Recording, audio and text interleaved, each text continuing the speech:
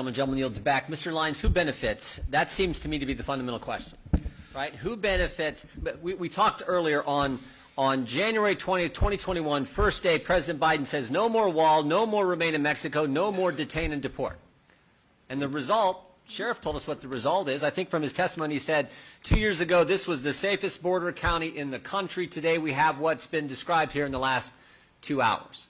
Yes, so sir. it sort of raises the fundamental, who benefits from this border that's no longer a border, from this open border chaos on our southern border? Who benefits from that? Does our health care system benefit, No, Mr. sir. Lyons? No, directly benefiting the cartels. Does our law enforcement benefit, Sheriff Wilmot? No, sir.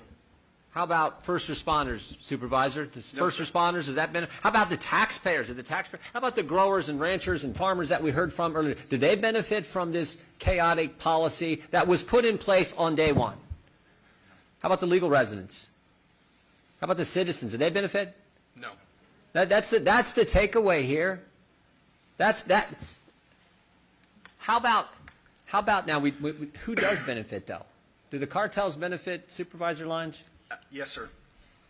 100%. Do the drug dealers benefit? 100%. Yeah. And the scary thing is, the sad thing is too, the people, many times the people who are being trafficked across, they don't really benefit either. The things that happen to women, things that happen to kids, we've talked about that.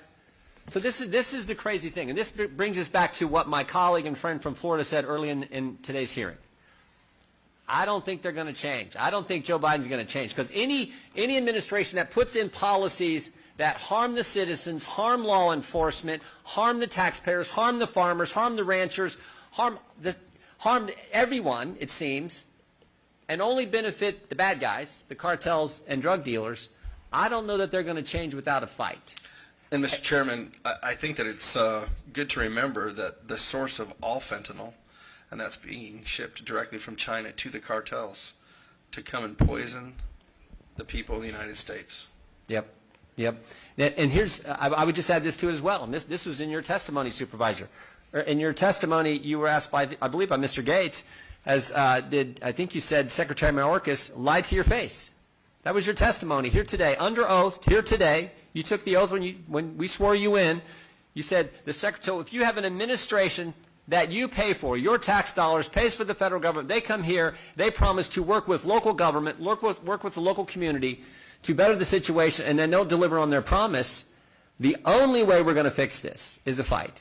And the way our system works is when you have split government, you have to do it on the appropriations bills.